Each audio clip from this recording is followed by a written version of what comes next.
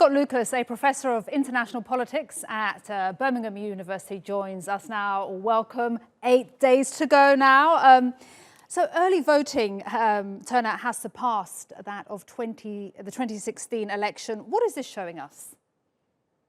Well, first of all, it shows you it's a pandemic, and a lot of folks are not going to risk going to polling stations in person, especially when the pandemic continues to take about 1,000 lives a day, and the U.S. is setting a record number of cases. But I think beyond that, it's also showing an enthusiasm here. It may be an enthusiasm which is motivated not necessarily by the positive, by the negative. In a sense, people coming out to say, we really don't want Donald Trump for a second term. But irrespective of that, you're talking about almost 60 million voters who have already cast their ballots. That's about 1/3, in fact, 1/3 of the registered voters in the United States.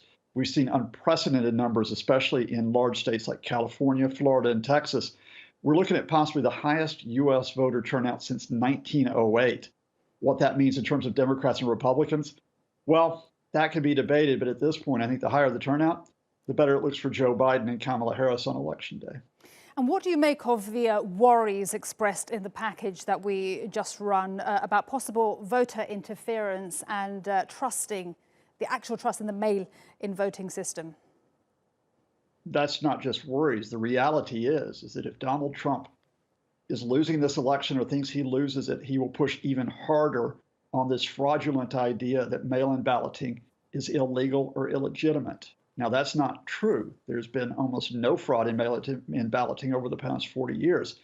But Trump may, on election night, if he has a narrow lead over on in-person balloting, say, look, let's not count the mail-in votes. Let's just stop it now. I'm the winner.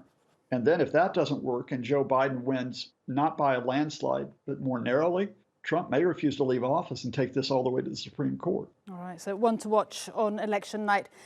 Let's talk about Mike Pence. He's still campaigning, despite that at least 5 of his close aides tested positive for COVID-19. What impact could this have at this stage on Trump's campaign? Well, the Trump people obviously think they need Pence out there to rally as many folks as they can, which shows you, in effect, they know that they're behind in most of the key swing states. Beyond that, I think it highlights something which is not good for the Trump campaign. It keeps coronavirus at the very center of this election. They wanted it to be on any other issue, social issues, economic issues, the idea that disinformation that Joe Biden somehow is corrupt. But the fact of the matter is that yesterday, the White House Chief of Staff, Mark Meadows, threw up his hands and said, we're not going to control the pandemic.